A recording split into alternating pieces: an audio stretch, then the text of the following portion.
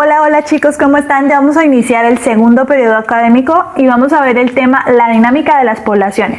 Una población es un conjunto de organismos de la misma especie y al igual que estos organismos, las poblaciones no son estáticas, cambian con el tiempo.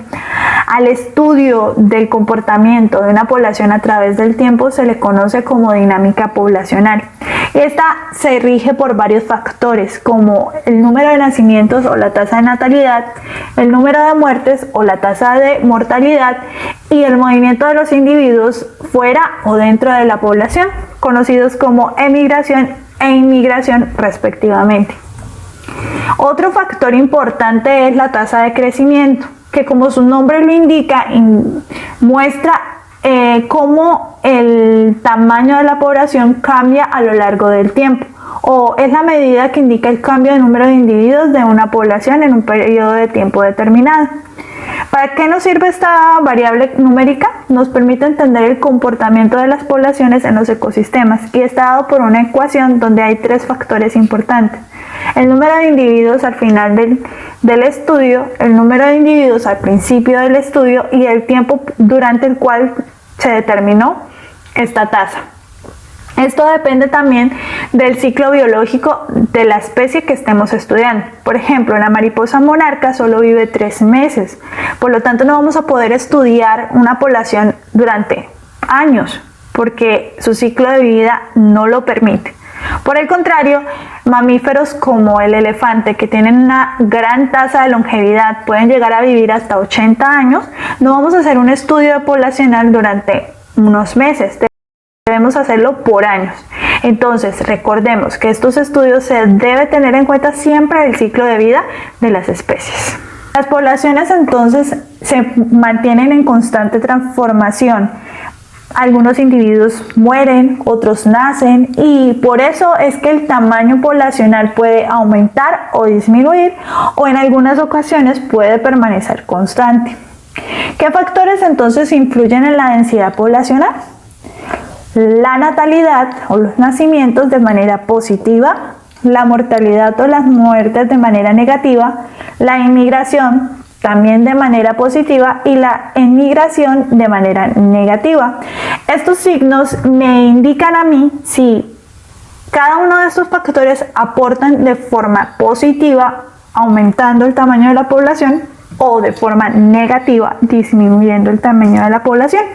Y me va a indicar si debo restar o sumar individuos. La tasa de natalidad entonces es la división entre el número de individuos nacidos en una unidad de tiempo determinada y el número de individuos iniciales. Está condicionada por las características reproductivas. Cuando vimos las tablas de edades y de sexos, establecíamos que hay ciertas especies donde las hembras son importantes y determinan si el tamaño de la población va a aumentar o disminuir, pues son ellas las que cargan las crías durante el periodo de gestación. Pero hay ciertas especies como el caballito de mar, donde es el macho quien carga las crías durante la gestación. Por lo tanto, en estos casos son los machos los que determinan la tasa de natalidad.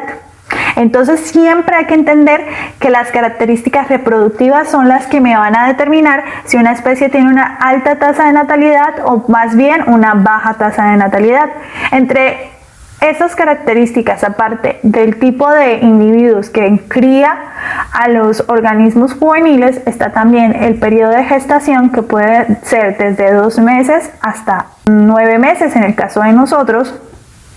También el número de crías por camada. Por ejemplo, un ser humano generalmente tiene un bebé por embarazo, mientras que los gatos y los perros pueden tener varias crías en una camada. La tasa de mortalidad me relaciona el número de muertes dentro de la población en una unidad de tiempo determinada y el número de individuos que habían inicialmente. Vamos a observar esta gráfica y hacer el siguiente análisis. Vemos que las tasas de mortalidad y de natalidad son diferentes. Entonces, si la natalidad es mayor que la mortalidad, la población estará en crecimiento, mientras que si la mortalidad es mayor que la natalidad, la población va a disminuir. La mortalidad está determinada por el sexo y la edad. Por ejemplo, en ciertas especies donde los machos luchan por territorio y alimento, pueden verse mayor afectados por la muerte. Y en el caso de la edad, los individuos más frágiles son los más jóvenes y los más viejos. La migración es el movimiento de los organismos que están obligados a buscar nuevos recursos o condiciones más favorables. Entonces, un individuo que migra de una población se mueve a lugares de manera temporal o permanente. Por ejemplo, en el caso de las aves migratorias, ellas se desplazan del norte al sur en invierno y vuelven de nuevo hacia el norte cuando hay mejores condiciones climáticas. Las mariposas monarcas son uno de los insectos migratorios más famosos. Ellas emprenden este viaje desde el sur de Canadá hasta el norte de México, pero al tener ciclos de vida más cortos, ellos no hacen el viaje de ida y vuelta. Muchas mariposas depositan sus huevos a lo largo de su viaje migratorio, lo que hace que a lo largo del camino queden mariposas monarcas por todos los Estados Unidos. Entonces existe el fenómeno en el que los padres van hacia el norte de México y son los hijos quienes se devuelven a Canadá para iniciar de nuevo el ciclo. Entonces, cuando una población tiene inmigrantes, puede aumentar su tamaño. Por el contrario, si tiene emigrantes, su tamaño va a disminuir. La inmigración entonces es la llegada de nuevos individuos de la misma especie que provienen de otras poblaciones y se calcula de la siguiente forma: el número de individuos inmigrados sobre el número de individuos de la población. La inmigración tiene lugar cuando los individuos de una población se marchan a buscar ambientes más favorables y su tasa de migración es número de individuos emigrados sobre número de individuos de la población. Muchos factores influyen en la densidad poblacional, como la abundancia de alimentos, la disponibilidad de recursos como el agua o el refugio, la luz solar, la competencia, la temperatura y la densidad de depredadores. Los modelos matemáticos para representar el crecimiento poblacional nos permiten entender de la mejor forma el crecimiento poblacional, ya que este no es un valor constante y debe ser expresado en tasas que relacionan el tamaño inicial de la población con el valor en el que va en aumento la población en un tiempo determinado. Generalmente estos tiempos se dan en un año. Lo matemático puede tener varios elementos, como el tamaño poblacional, el tiempo y por último la capacidad de carga. Vamos a hacer un análisis. Esta es la tasa de crecimiento de una población en el mundo y en África. Observemos que a lo largo de los años, en este periodo de tiempo, permaneció constante el tamaño poblacional, representado por una gráfica casi horizontal, por una línea casi horizontal. A medida que pasó el tiempo, el crecimiento aumentó de manera alarmante hasta llegar a un pico donde se ve que disminuyó. Es decir, el valor inicial es mayor que el valor final. Entonces, si el valor inicial de la población es mayor que el final, la población está disminuyendo. Si el tamaño poblacional inicial es igual a la población al final, la población se encuentra estable. No creció ni disminuyó en el periodo de tiempo estudiado. Y finalmente, el tamaño poblacional final es mayor que el inicial, la población está en crecimiento. Entonces recordemos, cuando una población está estable, es una línea horizontal. Si una población está en crecimiento, es una línea casi vertical que va hacia arriba. Si por el contrario vemos una línea que va hacia abajo, la población está en disminución o en detrimento. Vamos a hacer un ejercicio. Con la siguiente información sobre una población de ratones de campo, vamos a encontrar el número o la población final. Entonces tenemos una población inicial de 45.678 individuos, unos nacimientos de 5.670, 1.878 muertes y 1.000 inmigrantes y 678 emigrantes. Vamos a hallar primero los valores negativos. En este caso son el número de muertes y el número de emigrantes.